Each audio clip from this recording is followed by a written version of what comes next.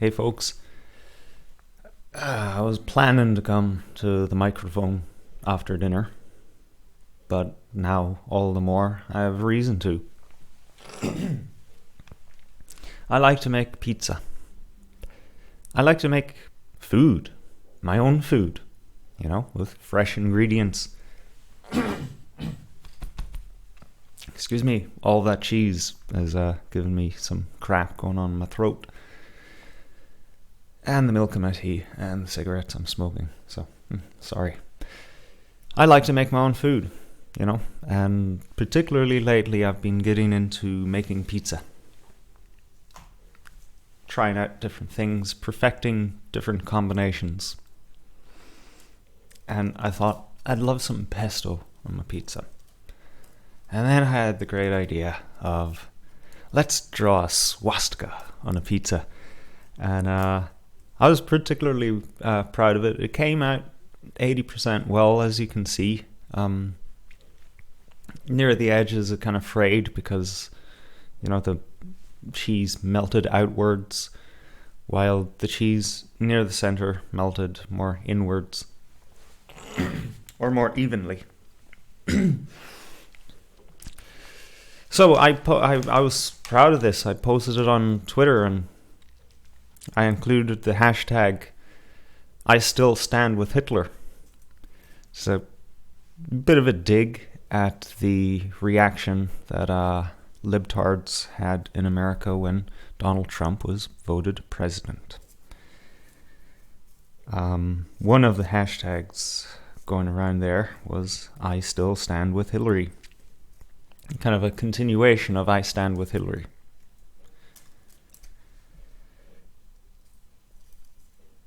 Because I fucking hate those people. They're so depressing to even consider that they exist. A lot of people had a good laugh. A lot of people had a laugh about those. And yeah, okay, fair enough. Have your fun. Have your triumph for a little while. But at the end of the day, these are anti-democratic people staging protests and riots with the help of George Soros et al. To basically undermine democracy, Republican democracy, because they're angry. Things didn't go their way, just like every other principle that they hold. It's valid until it goes against what they want to happen. So I just thought I'd join in the fun and because I like Hitler. I like Nazi Germany. I'm not afraid to admit that. Any fascists are more than welcome to come along and try to shut me down or put me in prison. Okay? Because I'll just go down like Lord Ha-Ha. Yeah, you can't stop me from speaking. You can't stop me from broadcasting. Well, you can, but then you're the fucking fascist.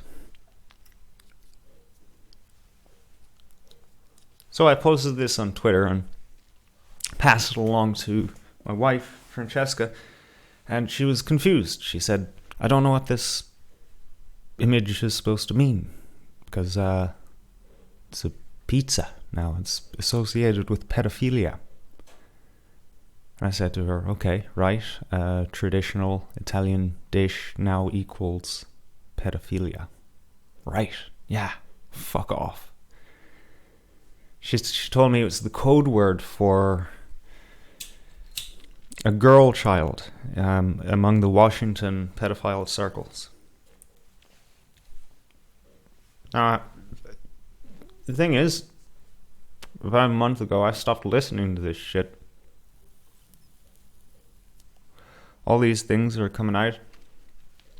It's pornography, folks. It's pornography for you to jack your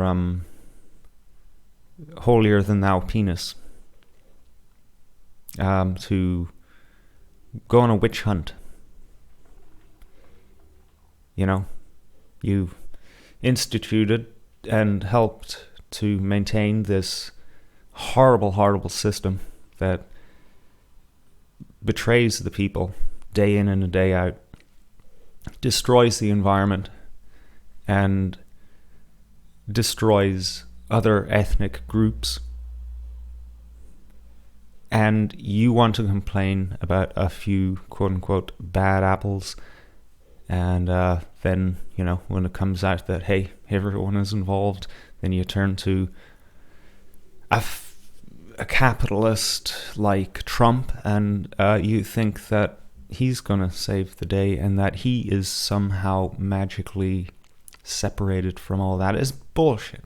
It's just another diversion, another thing to grab your attention and keep it there, keep it away from what's really going on in this world. The Zionist takeover of everything, the authoritarian takeover of every aspect of our lives, and possibly even worse, really, the foundation of a new world order and a new world religion. Yeah. Come on, pedophiles, running the world, that's like old news, okay? David Icke was trying to tell you that for, almost 25 years, but you didn't fucking listen, did you? No. You've got to wait for it to come out in some fucking leaked emails. Can't put shit together yourself. You actually have to put it in front of your face. I'll quote Bill Cooper. On a talk about his book, Behold a Pale Horse.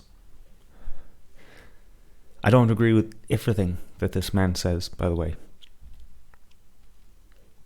By all reason, I have to say that he was brought up to be a whistleblower. The powers that be knew that we would be hungry for information and we'll get it somewhere.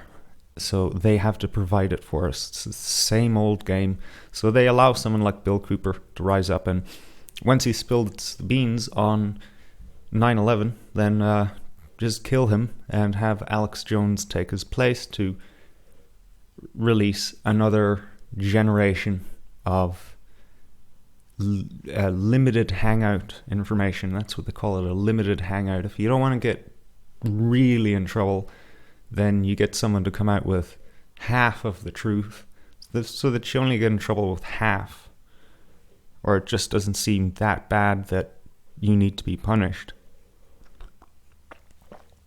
Anyway, back on track. This guy, back in the mid-90s, he said, yeah, okay, so, you've heard about the stealth bomber, right? Well, they only really ever show you those things. It came out in the 80s, right? But it wasn't made in the 80s. They only show you these things when they've got something else that makes that look like a Tinker Toy. When it's already too late for you to get information, or rather to do anything with that information, they'll hand it to you. WikiLeaks, do you think that's some... Do you really think Julian Assange is for real?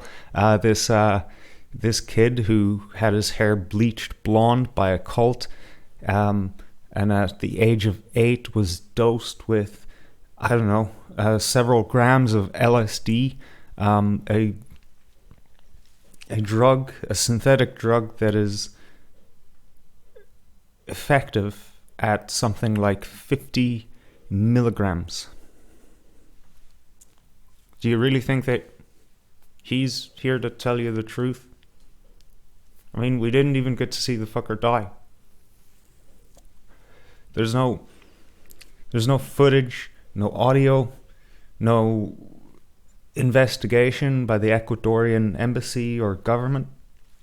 No, he just vanished into thin air. No, he's gone away to live out his life because he's done his job. It's over now. WikiLeaks has accomplished what it was set out to do. And that's to tell you that all of your politicians are pedophiles. And now that you know that, you should know that what they're doing now makes that look like child's play. So, just because of Pizzagate, which I've only ever heard of in name, fucking hell. Just drink some apple cider vinegar here, which I've only ever heard of in name up until now. Just because of that, I can't eat pizza. I can't make a photo of a pizza when I make it that, like, somehow I'm connecting myself with pedophiles. Give me a break, man. Come on. We've been eating pizza for so long. Why should we just hand it over to these fucking creeps? You know? QWERTY, QWERTY, on the internet was code for pedophilic images and videos. But when that came out to the public consciousness, we didn't throw out all our keyboards. We didn't switch to fucking Swedish keyboards because QWERTY was somehow now tainted. Did we? So why should we stop eating pizza? Putting pictures of it online and maybe even drawing our favorite symbols on them. Why? Fuck that.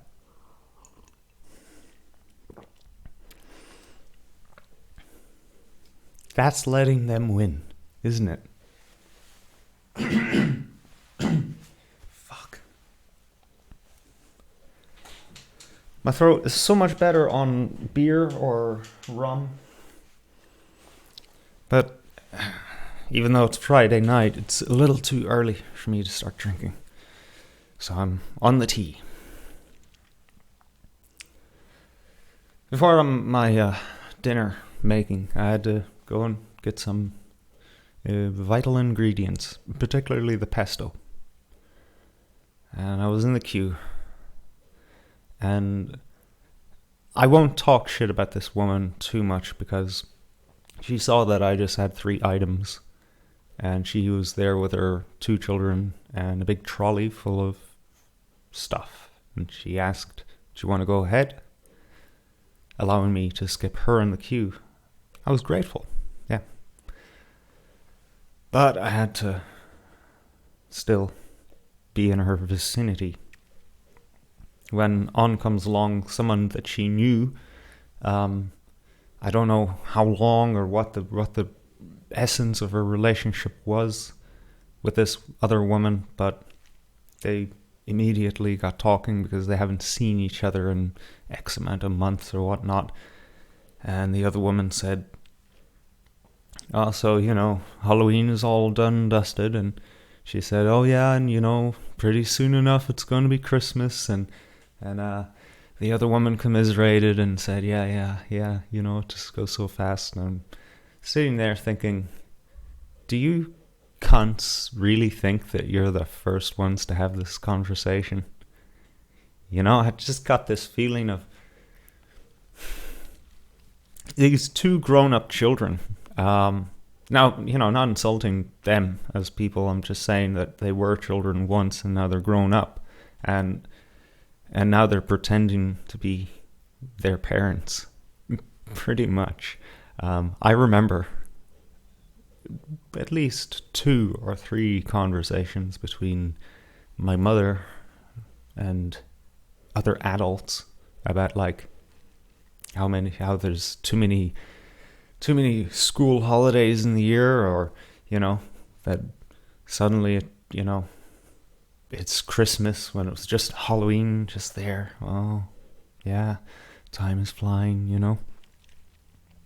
I can understand the complaint that in some places, as soon as Halloween ends, then the Christmas lights go up and the Christmas music starts. I have to say, folks. Damn, my monitor went to sleep. I hope that didn't disturb the image. I can get that. Yeah, okay, that happened. Probably still does happen, but this year I haven't heard one goddamn Christmas song yet, and we are on the 11th of November. That's doing pretty good. You know why? Because the retailers and city councils have recognized that, yeah, people don't like this, so we're not going to do it. You know, that's how life works, you know. Things just don't always get progressively worse. But we want to hold on to this idea that, you know, as time goes by, things are slipping away faster, and kind of ties into this South Park idea of the member berries. And I'm going to pass some interesting commentary on that later. Would you get a load of me calling my own thoughts interesting? This idea of, like, and I've heard it before, like the older you get, you know, the faster time goes by. You know? I have to say that if you are experiencing your life flying by you, I dare say that you have a meaningless existence. Now, you know, don't take offense to that. I don't mean that it's meaningless as far as I'm concerned. Your life is always going to be meaningless to me unless we have a personal relationship. But to you, it's meaningless. Yeah, what a concept. That if you actually experienced your life as a chain of interesting events, new discoveries, new worlds to explore, then life will seem quite long. My life seems quite long because I keep my mind active. I could be more active physically and go to more places and travel and do all of that. But I know that the answer doesn't lie outside of me. The outside world is fascinating. It's wonderful. But for the most part, I need to be right with myself, my mind and my soul. And a part of that is keeping yourself vital. If you're not vital, then there's really nothing to remember. You're just going through the humdrum, the familiar, the drudgery.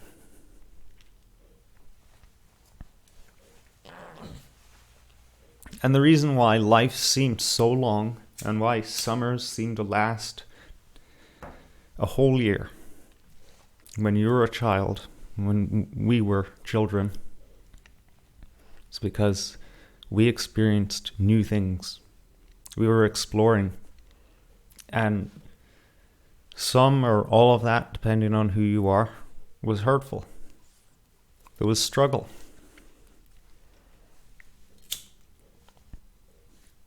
There was fear. There was a trepidation. We don't even experience that in our adult lives, it seems. We do suffer adversity and stress, but that's boring. You've already experienced that. You're not living on the edge exactly. You're living precariously, yes. Precariously. But you're not living dangerously.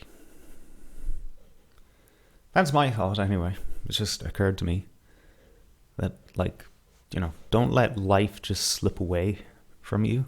That sucks. It'd be nice if we could find a way out of that trap, that mental trap. Because the worst thing that could ever happen would be for you to blink your eyes and you're 70 years old. yeah, you can remember things, you can chronologically work out, okay, yeah, I'm 70 years old now, as opposed to 30 or 40 or 50. Things have happened, but no, that experience of time, no, we can't have that now, can we?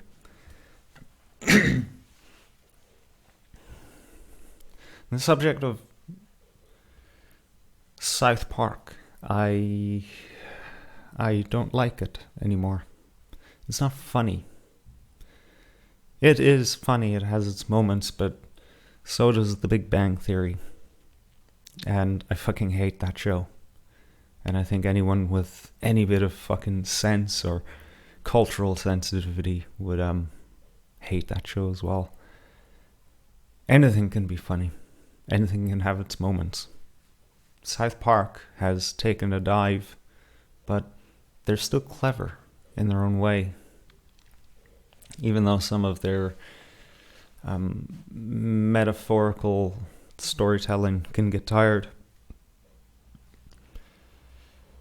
You know, even they noticed that at the end of, what was it, season 10 or 12, I forget now, where all of a sudden everything that Stan saw and heard was shit. The same shit over and over. So even South Park knows that it's a dying animal. However, this season was particularly interesting. They had, at the end of season 13, because I think we're on season 14 now, and the beginning, the end of last season, we had Mr. Garrison, the transgender who went back to not being a transgender anymore and decides to run for president. And of course, it was unmistakably Trump he was enacting, because the first thing that he suggested was that he build a wall between the United States and Canada. And in fact, he did. And then he suggested that, and this is the key to the whole Garrison saga, he suggested that he'll just fuck them all to death. All the people in the United States who have, are somehow annoying or wrong, that, he's just going to fuck them all to death. The illegal South Americans and such. Right. Myself and Francesca pondered over how in the last few episodes on the run-up to the election, how come the Garrison Trump character continued to go on this thing of like, oh, I don't want this, so I'll just up the ante. I'll just say the most outrageous shit possible so that I won't be elected. That seemed to be what Trump was doing until like a few weeks after the primaries that he won.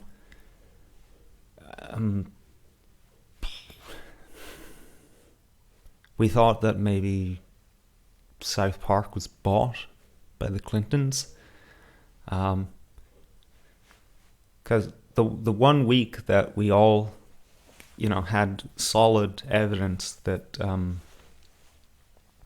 Hillary was rigging the election to, in any way which she could, and the same week that Hillary came out and said that the elections would be rigged in Trump's favor, then the Garrison character, just came out of his building and said, well, if it doesn't go our way, then it's rigged. Just so that he wouldn't, incur the wrath of his supporters if he lost. But I was very puzzled by all of this, Why are they portraying the Trump character in totally the way that Trump isn't actually acting, which, Trump has been very serious since a few weeks after the primaries. So it kind of clicked with me today that it all comes down to fuck them all to death. And I think that this might be the suggestion of what Trump went through. Because when it came to the primaries and he actually won, like, up until then, he was just talking wild shit. He was just, as the South Park joke goes, he's saying what's on everyone's mind. Well, that is exactly what I hear about Trump, even to this day. He says what we're all thinking. And that was Trump's platform. You can't deny that. Up until a few weeks after the primaries when he actually won. Now, in the Garrison presidential saga, his tone changed when he was finally confronted by the media, by the presidential debates, when he was asked, are you actually going to follow through on this? Are you going to fuck them all to death?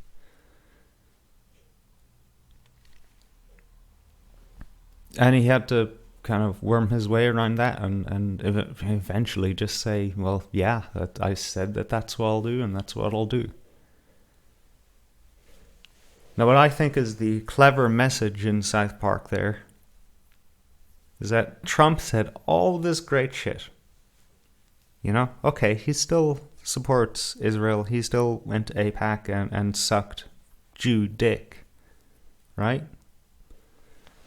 But he basically, all you need to do is go to YouTube and type in Trump exposes the Illuminati or Trump anti-establishment, Trump doesn't want war with Russia.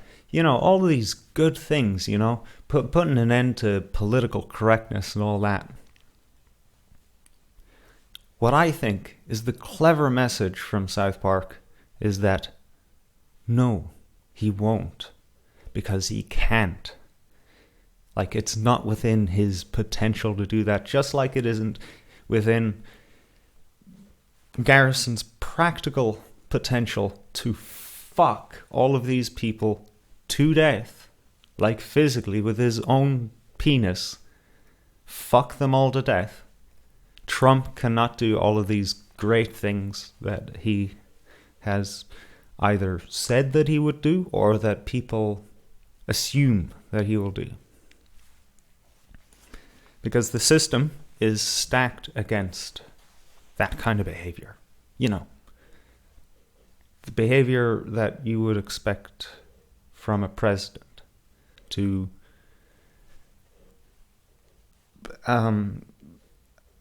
basically follow the people's will and enact that will. Okay, he cannot do that because, well, on the occasion that it goes against globalist will, corporatist will, then he will have a mighty mountain to scale, and it would be near impossible. I mean, just look at JFK. Say whatever you want about his politics or his personal life or whatever. Promised to put a man on the moon. That pissed off a lot of people because it just couldn't actually be done. And he promised to do it within 10 years. He allowed black people into colleges. He ended Jim Crow and legally ended discrimination against black people. And, well, any people, really. Whether you agree with that or not, it was against the establishment's will. And on top of that, he released his own government-issued currency. A currency that was separate from the Federal Reserve, the banking system.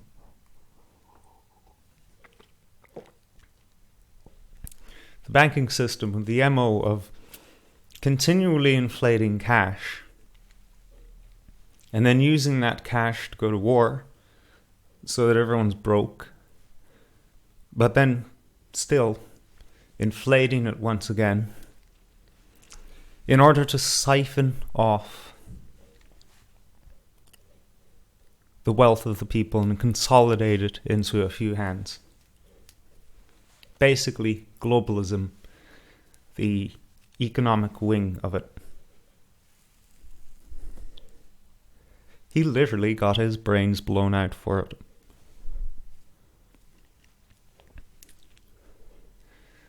You know, people might, be quote unquote skeptical of that conspiracy theory. And I heard one argument saying that, the thing about conspiracy theories is that people, want things to be equal in their minds. So the most powerful man in the world, the president of the United States, was shot by a lone gunman. That doesn't make any sense. It's got to be a bigger conspiracy. Well, that doesn't necessarily mean that it wasn't. Just because you're paranoid don't mean they're not after you, as Kurt Cobain said. You don't know. But we do. Because we have evidence that shows, and very much a lot of circumstantial evidence that shows, he got his brains blown out for a reason. When you look at all the presidents who have been hated, how many of them have been shot? 2 others? And the third one survived?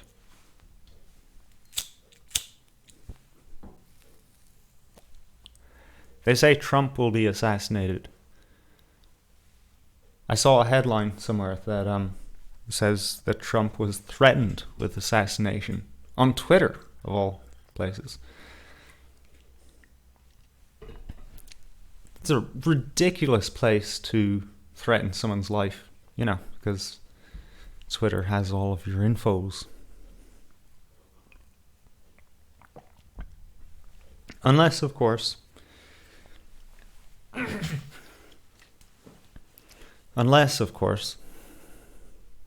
that's what the globalists are going to do anyway, in which case they'll either make sure that these culprits aren't found and charged with whatever crime fits threatening someone's life, threatening a president's life, or that these people are eventually found and then set up as patsies, kind of like Oswald was.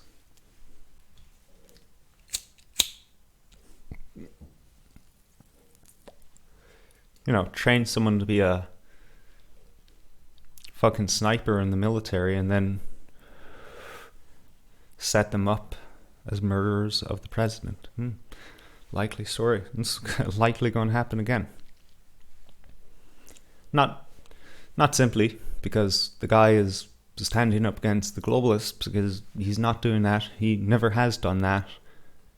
And there's no real reliable evidence to say that he will do that. But mostly because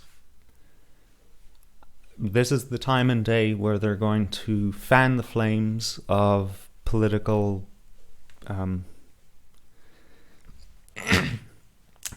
conflict. They're fanning up the liberals with their Black Lives Matter and all sorts of other Soros-funded projects. And then they're going to fan the flames with the conservatives, libertarians, right-wingers, neo-Nazis, white supremacists, whatever you want to call them. The other side of the continuum. Just you watch. That's what they're going to do. And what better way to do that than assassinate Trump, probably before he actually gets into office at all. Because I've got a funny feeling about that. especially when the Hillary Clinton character in the last episode of South Park pretty much said that, yeah, Trump is the president-elect, but he can still be stopped. Got a feeling that there's a little bit of predictive programming in there. But what better way than to fan the anger of these people than to kill their messiah and then blame it on the other side? A good old false flag. Only now it isn't country against country. No, it's political alignment against political alignment.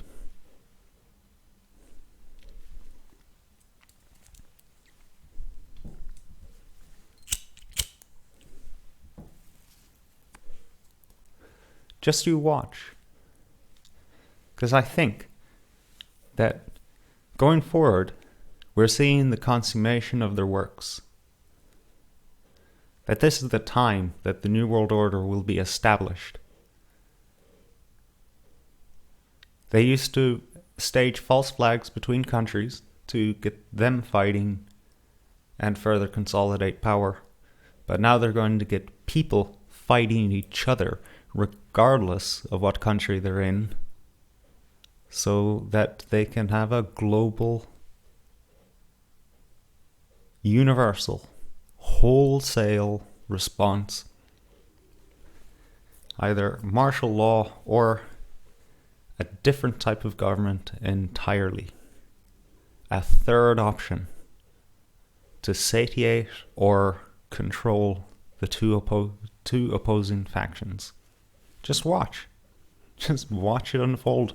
And crucify me if you will, if it doesn't unfold within the next 2 years of Donald Trump's presidency.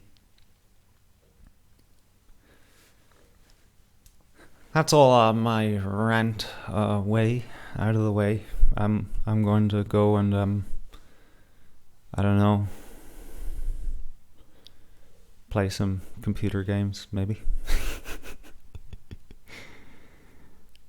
And yeah, later on when I meet up with my wife, I'll have a little bit of a drink and relax for the rest of the night. And then tomorrow I'm off painting. Yes, helping to paint a house. It's one of the most meditative things that one can do. Is just relax, put on some music and get some work done. Work that comes out of the heart. Sure enough, if you don't want your life flying by you, one sure way of doing that is doing work that you love and doing work that you can visit again later in your life and say, yeah, I did that. So, good night, folks. I will speak to you on Saturday, 2 a.m. in Greenwich Mean Time, or 9 p.m. in Eastern Standard Time over at EV Radio. The first edition of Reverend and the Layman. Myself and Sean from Chicago University. We're going to have a weekly show, so come along and check that out.